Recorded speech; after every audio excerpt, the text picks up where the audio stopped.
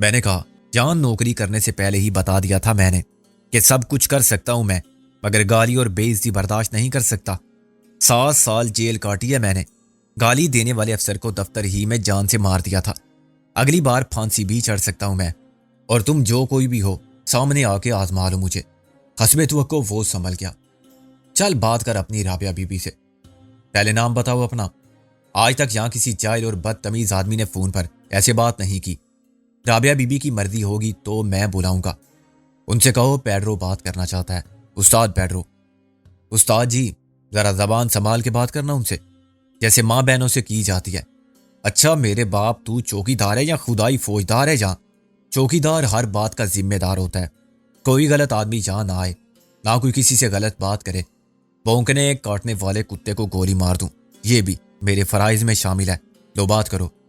رابعہ میری بات پر مسکرا رہی تھی اور منظری اشاروں میں مجھے اشارہ دے رہا تھا کہ میں پیڈرو کو اس سے زیادہ سناؤں، مگر میں رابعہ کی موجودگی میں اس کے شجر نسب میں آبا و اجداد کی جگہ ناپاک جانوروں کو شامل نہیں کر سکتا تھا۔ آزادانہ مقابلہ ہوتا تو اسے اینٹ کا جواب پتھر سے دے کر مجھے خوشی ہوتی۔ رابعہ نے کہا تمہارا پیغام مل گیا تھا مجھے یہ بھی معلوم ہے کہ تم نے نازو کو قید کر رکھا ہے۔ دوسرے ہینڈ فری فون کے سپیکر میں پیڈرو کی آواز آئی۔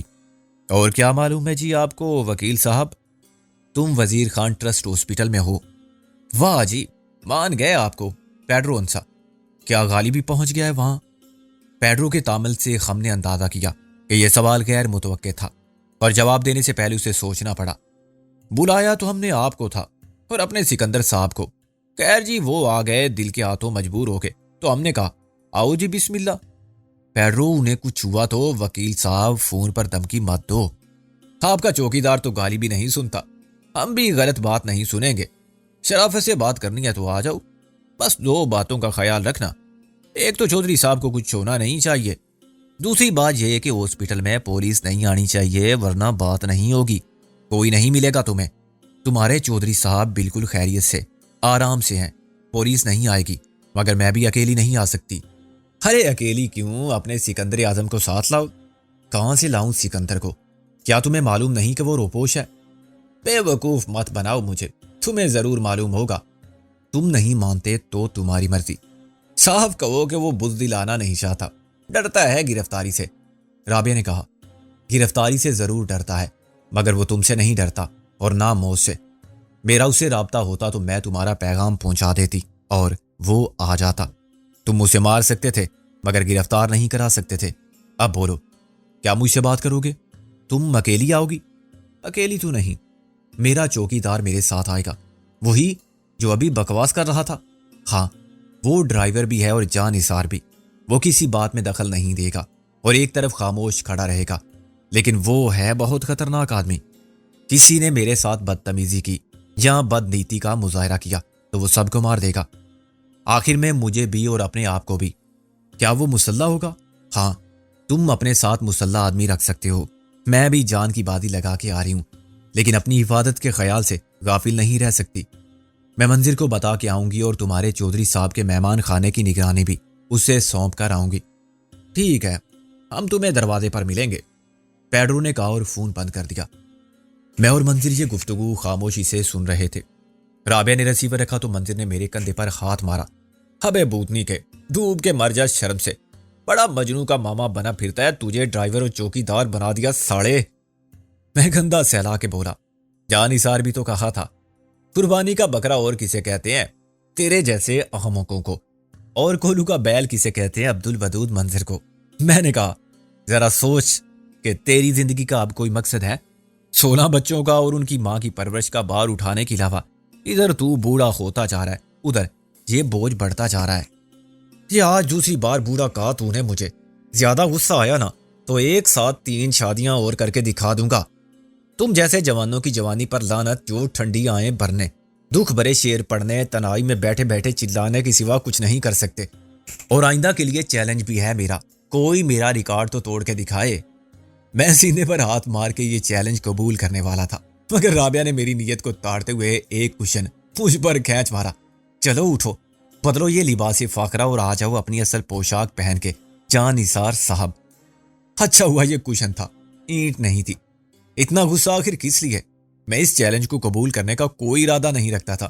میں اٹھ کے اندر لپکا۔ منظر نے کہکا مارا، تیرا تو باپ بھی نہیں ٹھہر سکتا تھا مقابلے پر، ابے یہ مردوں کے کام ہیں۔ منظر بھائی، آپ بھی موقع محل دے کے بغیر شروع ہو جاتے ہیں، رابعہ نے مصنوعی خفگی سے کہا۔ ارے بابا تم سے کر لیتے ہیں تھوڑا سا ہنسی مذاق دل بہلانے کو، ورنہ گھر میں ایک ازدحام ہے اور وہاں موقع کہاں ملتا ہے ہمیں اپنی کہنے کا۔ تمہاری زد افزا بابی کی الیکٹرک زبان تو فل سٹاپ چلتی رہتی ہے۔ رابعہ ہنسنے لگی۔ میں چوکیدار کی وردی میں باہر آیا تو اس کی نظر مجھ پر تھی۔ کیا میں سرکس کا جوکر لگ رہا ہوں؟ کھی مت کرو ورنہ میں بوقت نکاح بھی یہی کپڑے پہن کے آ جاؤں گا۔ ابے نکاح تو بغیر کپڑوں کے بھی ہو جاتا ہے۔ منظر ہنسا۔ بس 5 چیزیں ضروری ہیں، قاضی، میاں بیوی اور 2 گواہ۔ میں نے رابعہ کو سائلنسر والا وہ پستول نکال کے دکھایا جو بہت عرصے سے با حفاظت رکھا ہوا تھا۔ یہ کافی ہے یا سب مشین گن لے لوں؟ سب مشین گن لے کر جاؤ گے ہاسپٹل میں؟ اس کا تو لائسنس بھی نہیں ملتا۔ رابعہ نے کہا، وہ لوگ ہاسپٹل میں گڑبڑ نہیں کریں گے۔ منظر نے اقرار میں سر ہلایا۔ ان کا اصل مسئلہ ہے چودھری دلاور کی رہائی۔ ان کی رگ دبی ہوئی ہے، وہ جھگڑا نہیں سودا چاہتے ہیں۔ کیا خیال ہے سودا کر لیا جائے؟ مجھ سے کیا پوچھتے ہو بھائی، خود تول کے دیکھ لو کون سا پلڑا باری ہے۔ نازو اور غالب ایک طرف ہیں، دوسری طرف چودھری صاحب۔ میں نے کہا، میرا خیال ہے کہ پلڑا تو ہمارا ہی باری رہے گا، وہ نازو یا غالب کو نقصان نہیں پہنچا سکتے، مگر اس کا مطلب یہ نہیں کہ ہم کوئی رسک لیں گے۔ میں نے کہا، چلو مس رابعہ، ڈرائیور اور باڈی گارڈ ڈیوٹی کے لیے حاضر ہے۔ میری مانو تو تم بھی اپنے بیگ میں کوئی آلے قتل لے جاؤ، کیا پتا تمہارا دل چاہے 2-4 خون کرنے کا۔ رابعہ نے بیگ سے ریوالور نکالا۔ یہ بندوبست پہلے ہی کر لیا تھا میں نے۔ اب آپ ہماری حفاظت کے لیے کوئی فول پروف بندوبست کریں، ہم 11 بجے تک لوٹ کر نہ آئیں تو میں سب کو مطلع کر دوں گا کہ سوہم کب اور کہاں ہوگا۔ یہ اپنے مولوی خادم حسین جہاں بیٹھے ہیں، یہ کوئی وظیفہ کرتے رہیں گے۔ آپ بھی کچھ کریں گے یا نہیں؟ میں یہ کر سکتا ہوں کہ علاقہ ایس پی کو فون کر کے تمہارے اغوا کی رپورٹ لکھوا دوں اور شک میں نام لکھوا دوں چودھری دلاور کا یا اس کے نائب استاد پیڈرو کا۔ یہ جو نیا ایس پی آیا ہے ڈاکٹر شیلی کے قتل کی تفتیش کے لیے، جاوید صدیقی، اسے بتاؤں کہ آج شام ڈی آئی جی صاحب کی میٹنگ کے بعد سے رابعہ قاری ایڈوکیٹ اور مرزا غالب جرنلسٹ دونوں غائب ہیں، اور اندیشہ ہے کہ ڈاکٹر شیلی کے قاتلوں کی پشت پناہی کرنے والے افراد نے انہیں یرغمال بنا لیا ہے اور ممکن ہے اغوا کرنے والے انہیں قتل کر دیں۔ میں نے حیرانی سے منظر کو دیکھا۔ آئیڈیا تو برا نہیں، اچھا کہتے ہوئے شرم آتی ہے۔ نیا ایس پی پریشان ہوگا کہ سر منڈاتے ہی اولے پڑ گئے۔ تفتیش ابھی شروع نہیں ہوئی اور مدعی نمبر 1 کے ساتھ ایک چیف رپورٹر غائب ہو گیا، جس کی پہلی خصوصی ٹیم پر حکام بالا کا عذاب نازل ہوا تھا۔ معطل ہونے والے رسمی طور پر گرفتار کر لیے گئے تھے، مگر اخبار والوں نے ملی بھگت کا راز فاش کر دیا۔ اب انہیں بھی حوالات میں بند کرنا پڑے گا اور ہتکڑی ڈال کے عدالت میں ضمانت کے لیے پیش کرنا ہوگا، جو کل تک اتنے با اختیار تھے کہ جسے جب چاہیں کسی بھی الزام میں اندر کرا دیں۔ جاوید صدیقی کو اپنی فکر لاحق ہوگی، وہ تو خود آئے گا میرے پاس اور میں اسے بتاؤں گا کہ غالباً یہ کارروائی انہی کی ہے جو چودھری دلاور کو بچانا چاہتے تھے، مگر وکیل اور صحافی برادری کے اتحاد نے ان کی کوشش کو ناکام بنا دیا اور انہیں اندر کرا دیا۔ میں اسے ایک انتقامی کارروائی قرار دے سکتا ہوں اور باتوں باتوں میں کہہ سکتا ہوں کہ پولیس ہیڈ آفس کے باہر نیلے رنگ کی ایک فاکس ویگن میں مجھے چودھری دلاور کے خاص آدمی نظر آئے تھے۔ ان میں سے استاد پیڈرو کو میں پہچانتا ہوں۔ میں گاڑی کا نمبر بھی بتا سکتا ہوں اور اس شبے کا اظہار بھی کر سکتا ہوں کہ انہی لوگوں نے رابعہ اور غالب کو اغوا کیا ہوگا۔ ونڈرفل منظر۔ فائنل ٹچ یہ ہو سکتا ہے کہ جاوید صدیقی کی موجودگی میں مولوی صاحب مجھے باہر کہیں سے فون کریں اور کوئی فرینچ لطیفہ سنا دے، بےہودہ قسم کا۔ خادم شرمندہ ہو کے بولا، میں شریف آدمی ہوں جی۔ کوئی مجھے تو تمہارے آدمی ہونے پر بھی شک ہے، اور شریف تو میں بھی ہوں مگر احمق نہیں ہوں۔ ابھی یہ دفعہ ہو جائیں پھر تمہیں ایسے لطیفے سناؤں گا کہ تمہاری ساری فرنچ بھول جاؤ گے تم۔ مجھے تو معاف رکھیں جناب، تمہاری یہ روتی شکل دیکھ کے تو مجھے بھی رونا آتا ہے۔ مولوی ہنسنے ہنسانے والے زیادہ جیتے ہیں، مردہ دل کیا خاک جیا کرتے ہیں۔ خیر اصل مقصد کچھ اور ہوگا فون کا۔ تم السلام علیکم کہہ کے ریسیور رکھ دینا اور پھر چلے جانا اپنے گھر۔ میں ایس پی جاوید صدیقی کے سامنے ریسیور پکڑ کے اکیلا بولتا رہوں گا، صورت سے تشویش بدآباسی کا اظہار کروں گا اور پھر اسے بتاؤں گا کہ کسی نے وزیر خان ٹرسٹ ہاسپٹل سے فون کیا تھا مگر اپنا نام نہیں بتایا تھا۔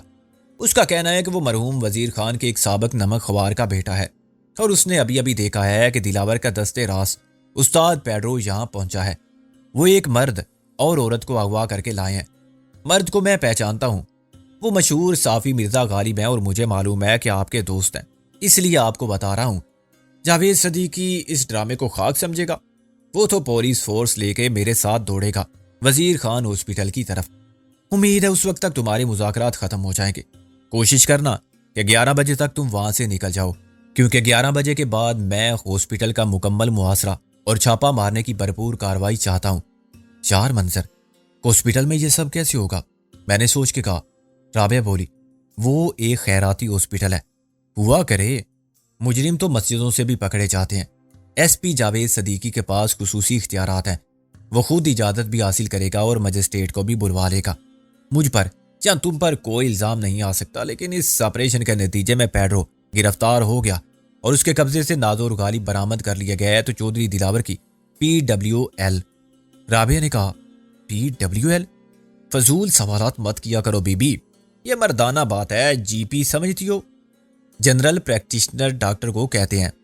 منظر ہو کر کے ہنسنے لگا، اس کے مٹکے جیسے پیٹ میں زلزلہ سا آ گیا۔ رابعہ جھینپ کر دوسری طرف دیکھنے لگی۔ میں نے کہا، یار منظر، اتنا لمبا چوڑا منصوبہ اچانک کیسے آ گیا تیرے دماغ میں؟ ابے اچانک کے گھوڑے، یہ تو کمال ہے اپنے دماغ کا۔ جب زبان سے ہم مول فول پک رہے ہوتے ہیں تب بھی اندر عقل کا کارخانہ بند نہیں ہوتا۔ ایک بازی کھیلتے تم جا رہے ہو، ہار جیت کا تمہیں بھی پتہ نہیں، دوسری بازی میں کھیلوں گا۔ گر جیت گئے تو کیا کہنا، اور ہار کی صورت میں کسی کی صحت پر کیا اثر پڑے گا؟ رات کی خاموشی میں ایک آپریشن ہوگا جس کی کسی کو کانوں کان خبر نہیں ہوگی۔ پیڈرو پکڑا گیا، غالب اور نازو برآمد ہو گئے تو واہ واہ، ورنہ کچھ نہیں۔ میں جاوید صدیقی کو سمجھا دوں گا کہ وہ صاف مکر جائے۔ ہاسپٹل پر چھاپا کس نے مارا، کب مارا، کیوں مارا؟ پولیس نے محاصرہ کیا تھا، کون کہتا ہے؟ منظر نے کہکا مارا اور پھر مجھے آنکھ ماری۔ ٹھیک ہے، پھر ہم چلتے ہیں، رابعہ نے کہا۔ دعا کرو سب خیریت رہے۔ منظر نے خادم حسین کو ہلایا۔ بھائی تم سے کچھ کہہ رہی ہیں، کہاں کس کے خیال میں گم ہو؟ وہ جھینپ کر مسکرانے لگا۔ بس جی، اپنی گھر والی کی یاد آ گئی، سکھ کی نیند سو رہی ہوگی میکے میں۔ منظر نے کہا، ہاں تمہارے ساتھ اور تمہارے گھر میں یقیناً بہت دکھی ہوگی۔ مولوی، کیا تم نے لو میرج کی تھی؟ اجی لا حول ولا قوت الا باللہ۔ خادم حسین نے یوں کہا کہ مجھے ہنسی آ گئی۔ ہنسنے دو انہیں، فائدے میں تم رہے۔ منظر نے کہا، ان کا تو لو میرج سے پہلے ہی خلاص ہو جائے گا، تم نے شروع کیا ہوگا میرج کے بعد، میری طرح۔ کبھی آؤ میرے گھر اور دیکھو ہر طرف پیار کی نشانیاں نظر آئیں گی، تھوک کے بھاؤ۔ رابعہ نے میرے مشورے پر پیچھے بیٹھنا قبول کر لیا۔ معزز خواتین صرف اپنے شوہر کے ساتھ بیٹھتی ہیں، شوفر کے ساتھ نہیں۔ رابعہ اپنے خیال میں کھوئی ہوئی تھی۔ غالب تو بالکل ہی پاگل ہے، ایسے منہ اٹھا کے نکل گیا۔ میں نے کہا، کہتے ہیں جس کو عشق کا خلل ہے دماغ میں ہوں، ہمارا عشق تو پھر عشق نہ ہوا کیونکہ ہمارے دماغ میں خلل نہیں ہے۔ رابعہ نے کہا، مل کے فکر کرتے نازوں کو واپس لانے کی، اب خود بھی گرفتار ہیں، یک نہ شد دو شد۔ میرے ایک دوست نے اولاد کی خواہش میں دوسری شادی کی، مجھے سال بعد پتہ چلا تو میں نے فون پر تعزیت کی کہ یار جو اللہ کرتا ہے ٹھیک کرتا ہے، یک نہ شد دو شد، حوصلے سے کام لے۔ وہ کہنے لگا کہ کمال ہے یار، پہلی بیوی ہاسپٹل میں ہے، ابھی ڈاکٹر کا فون آیا تھا، وہ بھی یہی کہہ رہا تھا، 2 بیٹے ہوئے ہیں۔ رابعہ ہنسنے لگی، خوب گڑ کے سنا رہے ہو، اور پھر کیا کروں، تم اپنے ساتھ مجھے بھی ڈی مورلائز کر رہی ہو۔ تمہارے چہرے پر ہنسی دیکھ کے مجھے بھی حوصلہ ملتا ہے، پتہ نہیں دلاور میں کتنی دلاوری رہ گئی ہوگی، کہیں مر ہی نہ جائے، ہم نے اس کی خبر ہی نہیں لی۔ عام آدمی بھی کچھ کھائے پیے بغیر 2 دن گزار لیتا ہے، تھوڑا سا سخت جان ہو تو ہفتہ۔ دلاور جیسے ڈیٹھ آسانی سے نہیں مرتے، دنیا کی حوث کا رشتہ اتنا مضبوط ہوتا ہے کہ سانس کی ڈور کو ٹوٹنے نہیں دیتا، یا شاید موت کے بعد شروع ہونے والے عذاب کا خوف جان اٹکائے رکھتا ہے۔ میں نے محسوس کیا کہ رابعہ اپنے خیالات کے انتشار کا شکار ہے اور میری بات دھیان سے نہیں سن رہی ہے۔ خود میرے جذبات کی کیفیت بھی کچھ عجیب تھی۔ برسوں پہلے یہ جگہ میری تھی، کبھی میں اپنے باپ وزیر خان کے ساتھ یہاں آتا تھا تو کارخانے کے مالک کی حیثیت سے مجھے وہی عزت و تکریم ملتی تھی جو کسی بادشاہ کے جلوس میں چلنے والے ولی عہد سلطنت کو حاصل ہوتی تھی۔ چھوٹے مالک سلام۔ جب پہلی بار گیٹ کھولنے والے چوکیدار نے مجھے کار میں دیکھ کے یہ الفاظ کہے تھے تو وزیر خان نے گاڑی روک لی تھی اور کہا تھا، دیکھو چوکیدار، سلام کرنا ہر مسلمان کا فرض ہے، مگر یہ چھوٹے بڑے مالک والی بات غلط ہے۔ سب کا مالک اور سب سے بڑا مالک ایک ہے، ہم سب تو فقط امانت دار ہیں، کیا سمجھے؟ ظاہر ہے چوکیدار کچھ نہیں سمجھا تو میں کہاں سمجھتا۔ میں نے آفس میں پہنچ کے ان کے گھومنے والی کرسی پہ بیٹھ کے جھولتے ہوئے سوال کیا تھا کہ امانت دار کیا ہوتا ہے، اور اس دن جو بات انہوں نے مجھے سمجھائی وہ آج بھی مجھے یاد تھی۔ انہوں نے مجھے 10 کا نوٹ دیتے ہوئے کہا، بیٹا اسے شام تک سنبھال کے رکھنا، امانت دار کا مطلب میں رات کو سمجھاؤں گا۔ اس زمانے میں 10 کے نوٹ کی حیثیت اور وقت 100 کے نوٹ سے بھی 2 گنا تھی، اور کسی بچے کے لیے جو اسکول میں جیب خرچ کے 4 آنے خرچ کرتا تھا یہ بہت بڑی دولت تھی۔ شام تک میں نے 10 کے نوٹ کو پتلون کی جیب میں دبائے رکھا اور سارا دن بار بار اس کی موجودگی کو محسوس کرتا رہا کہ کہیں وہ پھسل کے گر تو نہیں گیا یا کسی نے نکال تو نہیں لیا۔ شام کو گھر پہنچ کے ابا نے 10 کا نوٹ واپس مانگا تو میں نے محسوس کیا جیسے میرے سر سے کوئی بوجھ اتر گیا۔ پھر انہوں نے کہا کہ بیٹا یہ 10 کا نوٹ میری امانت تھی اور تم اس کے امانت دار تھے، تم نے اس کی حفاظت کی تو اپنا فرض ادا کیا، اپنی امانت میں نے واپس لے لی۔ ایسے ہی یہ زندگی اور جو کچھ ہمارے پاس ہے سب خدا کی امانت ہے اور ہم صرف امانت دار ہیں۔ یہ بات میرے ذہن میں ایسی بیٹھی تھی کہ دنیا کے فلسفی اور مبلغ اپنی کتابی تعلیم سے اتنی بڑی سچائی کو اتنی آسانی سے کسی کو نہیں سمجھا سکتے تھے۔ پھر وہ دور آیا جب خدا نے وہ امانت مجھ سے واپس لے لی جس کی حفاظت سے میں غافل ہو گیا تھا۔ بڑے ہونے کے بعد میں نے اپنے والد اور ان کے کاروبار کی اتنی فکر مندی سے حفاظت نہیں کی تھی جیسے بچپن میں 10 کے ایک نوٹ کی تھی۔ شاید میں اس بار امانت کا مستحق ثابت نہ ہوا تھا کہ خدا نے مجھ سے سب کچھ واپس لے لیا۔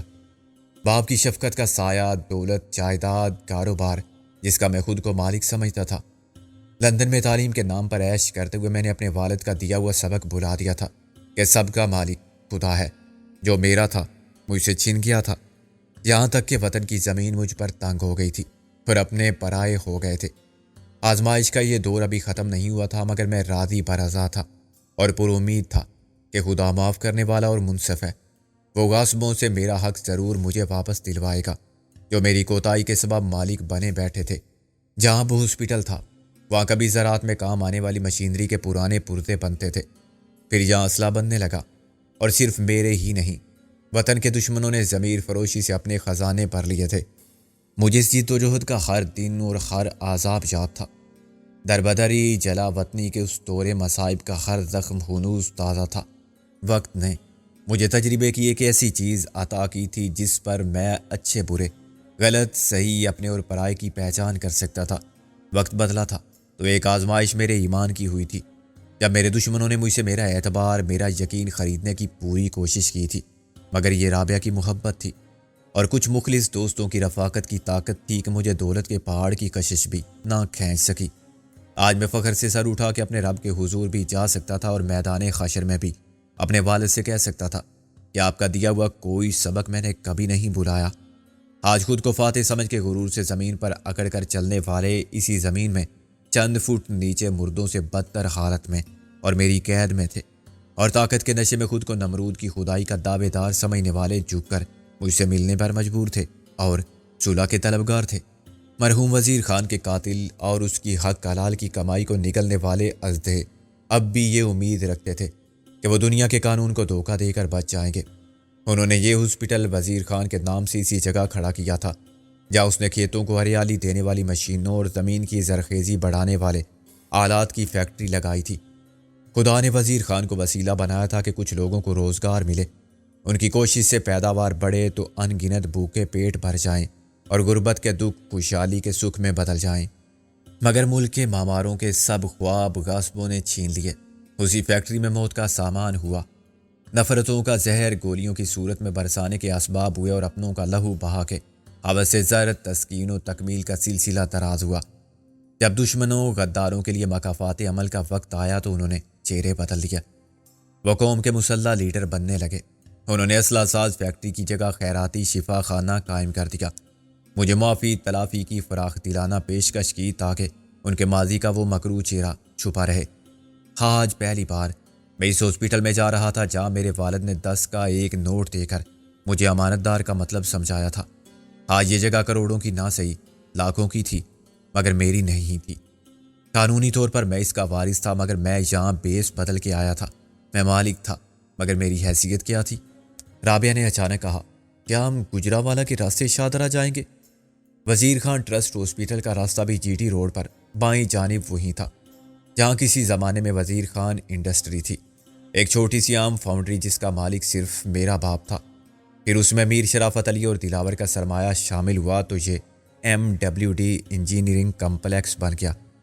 وزیر خان اور میر شرافت علی پہلے اس کارخانے کے حق ملکیت سے محروم ہوئے تھے اور آخرکار زندگی پر اپنے اختیار سے اب املن چودھری دلاور ہی یہاں سب کچھ تھا، لیکن خود کو قانونی گرفت سے بچانے کے لیے اس نے اپنی بد باطنی پر خیر خواہی کا پردہ ڈال دیا تھا اور اسلحہ سازی کے وطن دشمن کاروبار سے اپنی تجوریاں بھر کے یہاں وزیر خان کے نام سے خیراتی شفا خانہ قائم کر دیا تھا۔